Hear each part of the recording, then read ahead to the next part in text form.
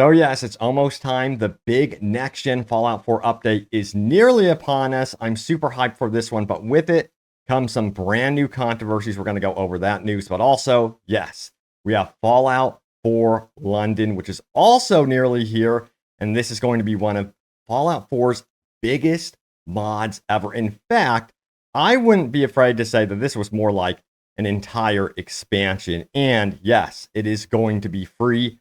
I cannot wait for this one. We're going to talk about some new updates from the dev team on this one as well. But also, does Microsoft need to get busy with Fallout games even before Fallout 5? Do we need something to bridge the gap? We're going to talk about that and what that could potentially be. Plus, one of the Fallout co-creators talks about the controversies with the lore with the TV series, some takes on that one as well. And we're going to go over your top comments, but yeah, check this out right here. So yes, spring is finally upon us, and already there's been a ton of great game releases, which means you need more money to save up for these great games. Well, I have one way you could save a good deal of money, and that is Factor, which is the ultimate meal kit solution delivered right to your doorstep. Your meals can be ready in 2 minutes, and you don't have to worry about grocery shopping or a messy kitchen. And yes, it is very cost effective and hassle free. So make spring a time to enjoy and relax with Factor's tasty, healthy meal options. Consider breakfast, lunch, and dinner handled. It's that easy, so you have more time and money for the things you love to do. There's a ton of meal options. All of them are delicious. Over 35 meals to choose from per week, including options like keto, calorie smart, vegan plus veggie, and much more. And many different snacks as well. Factor is also super flexible. Change your order every week with plans from 4 to 18 meals per week, or pause or reschedule your deliveries anytime. It's nice to have options. So join me right now. Save money to go towards the things you love, like the next big game purchase, instead of these costly groceries. Click my link in the description below and use my code OWG50APR to get 50% off your first Factor box and 20% off your next month of orders. Check it out in the description below. And a very special thank you to Factor for sponsoring this video. So yeah, I think a lot of people for the most part are really excited for the big Fallout 4 next gen update. But at the same time, it also appears to be ruffling some feathers, as you can see right here by this headline. So that's this. Fallout London team feels blindsided by Fallout 4 next gen update. This is really interesting because it also depicts how Bethesda is currently interacting with their absolute hardcore fans. And I think that this needs to change going forward. So let's get into the article. It goes on to say this right here. Today, April 23rd, was the anticipated launch date for Fallout London, a highly awaited modification for Fallout 4. Unfortunately, it didn't happen as the launch was indefinitely postponed due to significant compatibility issues with the next-gen update of the game. Now, Dean Carter, the project lead of the team, Fallen, opened up about the circumstances surrounding this unexpected delay in a recent interview with the BBC. And real quick, does anyone else find it weird that BBC was the one that picked up on this? I went to the actual source of this, the BBC video, and I saw so many people thinking what I was thinking, how strange it was that BBC was covering Fallout. BBC covering Fallout games. Never thought it would happen. Guess it makes sense. It is Fallout London. But anyway, here's the quote from Dean Carter. He says this. This is the thing. They randomly dropped it, that they were going to bring it out on the 25th of April. So that has, for the lack of a better term, sort of screwed us over somewhat. And he went on to basically say it would have been nice if Bethesda gave him a little bit of a warning about the next gen update, because they were set to release, of course, Fallout London. I think it was like 2 days ahead of the now scheduled release of the next gen update, which of course the next gen update is going to break a lot of mods. So this has ruffled some feathers, especially with the hardcore fans such as Dean Carter and his team. Now, it goes on to say this as well. It says Carter's frustration stems from the unexpected nature of Bethesda's announcement. The abrupt disclosure of the release date without any prior information left the Fallout London team scrambling to adjust their plans. They could just say, well, look, this is when it's due to come out. Maybe get your PR in order or talk to your fans, cage expectations, because this is what's going to happen, rather than just blindsiding us out of nowhere. which is what happened. And, you know, one way Bethesda, I think, could handle this simply is taking kind of like the CD Projekt Red approach with communicating with their mod teams. Hell, even hiring them to produce games that like bridge the gap between Fallout 4 and Fallout 5. That's another story. We're going to get into that in just a moment, by the way. But yeah, the simplest approach to this, at least in my mind from Bethesda's perspective, is just do an NDA. If they're worried about anything leaking regarding upcoming updates, next-gen updates, what have you, just have modders sign an NDA. Give them the information about the release date so they can start planning ahead. And if possible, give them access to that next-gen update so they can figure out what is going to be breaking with their mods. I know this sounds like a lot and it's catering to the fans, but these are not just your average fans. These are hardcore fans willing to update the game in a significant way and bring more of an audience into this world, which is going to sell more copies, you know, for Bethesda. So yeah, I'm just saying, I think they should be more appreciative of their hardcore fans and be willing to communicate with them a little bit more. Now, also, a lot of us are wondering about the Fallout London release date. We did get another update from the Fallout London dev team as well out on their Discord. This is what they had to say right here. It says, hello, everyone. Happy St. George's Day to you all. Also, a very big welcome to everyone who has recently joined the server due to the coverage we had on the BBC. Quite the polarizing interview. Now, as many of you have noticed, there's a distinct lack of a link for a mod ready for download, and that's because of the recently announced delay of Fallout London due to its coinciding with the pending Fallout 4 next-gen update, which is coming out in 2 days' time. Wow, it's almost here. It's explained in more detail in recent video posted just above this one. All right, now, for ease, the currently unforeseen technical challenges and logistical issues due to spawn from the update will be necessitating more time to address them. A lot of these fixes will be coming from third parties, so are at the whim of their timely releases. Once we have those fixes, we can then work on fixing the issues the update has caused and get the mod into your hands as soon as humanly possible. And for me, reading that, it tells me that their mod is such a big mod that they are definitely expecting a slew of problems with the Fallout 4 next-gen update. So for them to have to hire out a third party to help and address bugs is telling me, yes, this is going to be pretty much a big headache for this team. But yeah, it's good to note that they are willing to hire third parties to get this thing done. It seems like they want it done in a timely manner. They don't want it to be like 6 months down the road, you're finally going to be getting Fallout London. But then again, hey, I'm willing to wait as long as it's working when it releases. That would be nice. But from their initial trailer, it looks really, really sharp. And it looks like they're focusing up on the actual quality of the experience.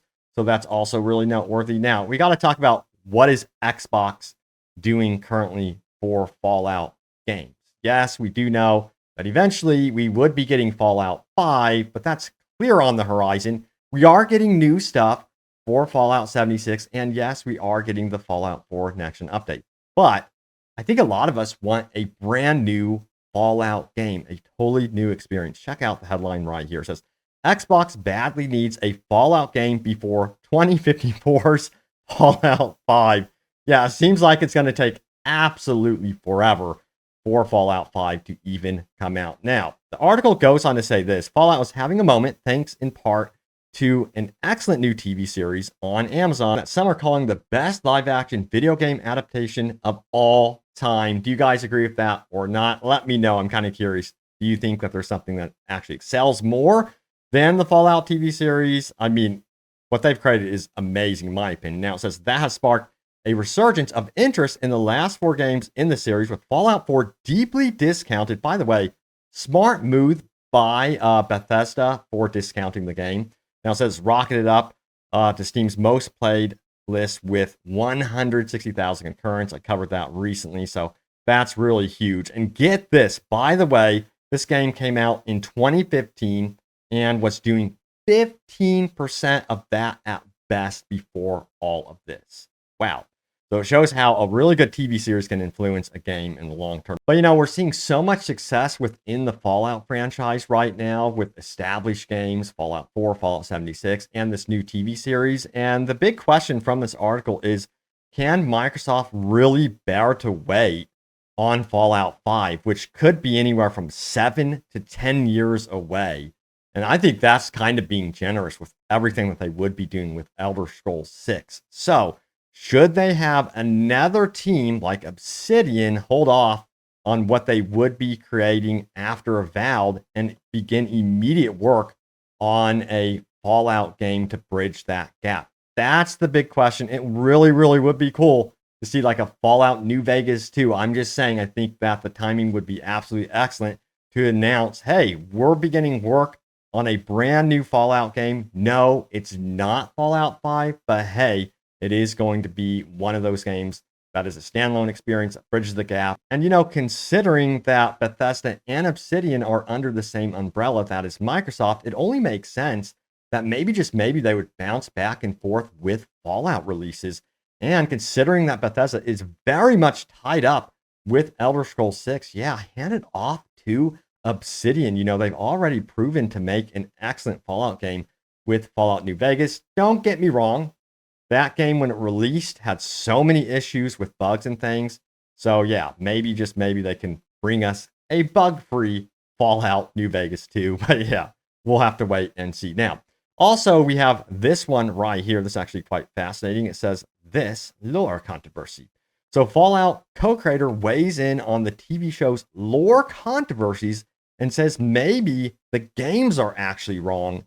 Wow, shots fired at his own creation, but we have got to see what in the world he's talking about here. So this is what the article goes on to say from Games Radar. It says some Fallout fans have taken issue with certain revelations the show makes regarding the series lore, including who dropped the first nuke in the war that ultimately destroyed the world. Kane asserted in an interview last year that it was in fact China that started the war, but in flashback sequences, the show depicts Vault-Tec executives making plans to drop the first bomb.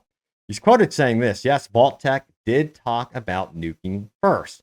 If you've ever been in a company, they will have business plans that try to handle different contingencies, but I don't think they nuked first. I really don't think they did, because Barbara didn't strike me as a stupid woman. Would she have sent her daughter to a birthday party on the day Vault-Tec was gonna get nuked? I think they were planning on nuking. It was just one of the strategies that they were thinking about, which is enough to go, wow, Vault-Tec is evil. But I don't think they nuked. I think they were a bit caught off guard too when nukes came in. So there's that working theory as well, just in case people are scratching their head over some lore issues. But yeah, there's another controversy here. It says this. The other big lore controversy is over how the timeline deals with events established in Fallout New Vegas.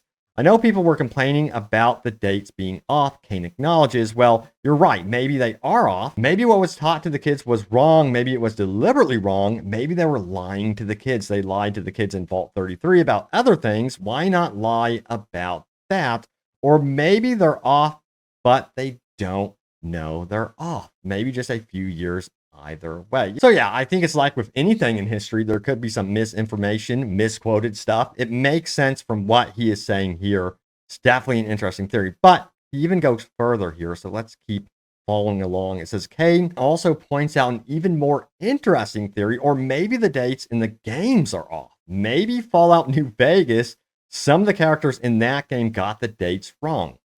There's no master calendar you can refer to. Maybe people got off. Maybe people have the years wrong, or maybe they're just unreliable narrators. Fallout has a history in a lot of the games of having people tell you something that isn't true. Now, I did say that lore drift can sometimes also be inevitable when a franchise gets older and older, to expect some level of inconsistencies as well, and to just go with the flow. And ultimately, he really does love what they have done with the Fallout TV series. So yeah. Now, also, let's go ahead and get into your top comments. I love reading your comments. Remember to leave a comment down below. You never know, it could end up right here in a future video. Let's dive into your top comments from my most recent Fallout 4 video, which was yesterday. So let's check out what you guys had to say about this one. Now, the first comment is right here. It says, don't forget Fallout London mod launches soon. As soon as they iron out any issues with the update, dude, I'm definitely not going to forget. And then there's also someone mentions Fallout Miami, which is another one that is quietly in development as well. Now, Fallout 76 recently hitting an all-time peak is crazy, says Rob T302. Yeah, I did not expect Fallout 76 to have much of a life, to be honest with you guys, after they really messed up that launch. And it's just been amazing to see that team really go after it and really kind of appease to the Fallout fans and try to make things right. And it seems like this next update, from what I'm hearing, is going to be huge and potentially actually a very, very good update. And if they keep rolling those updates out like they are, you never know. This could actually continue to take off and build. Now, I'm also curious to see if Fallout 76 would potentially get a significant graphics update down the road. Now, that would also bring new life into it as well. Now, someone said some sombering news here. It says Fallout 5 is probably like 10 to 15 years away. There's just no way. They need to come up with a better system at Bethesda. Now, CD Projekt Red, they're doing it completely differently, and we'll see if it works out, of course, but they're wanting to develop 2 AAA titles at the same time with 2 teams that kind of interact and build off each other. And I kind of wonder if Bethesda needs to take that direction. Maybe they will under some guidance from Microsoft. But yeah, knowing Bethesda, it seems like they like to keep their team size more like family, if you would. And I don't know. I seriously wonder if they would ever take that direction. It's ultimately going to be up to them. But yeah, there it is. The latest happenings around Fallout 4 and yes, Fallout London, which is looking really, really sharp. I cannot wait to dive into this one, especially. It looks like an entirely new open world game. Super hyped for it. And can't believe the level of devotion from these fans. And I really think that Bethesda should start opening up to these fans in some way, shape, or form. But anyway, there it is. Thank you all so much for watching. Stay tuned here for more Fallout 4 next gen update news. I have you guys covered. And also any modding news. I got you guys covered with Fallout London, Fallout Miami as well. I'm going to keep my eyes on that. But thank you for watching, and I will see you all next time. Take care.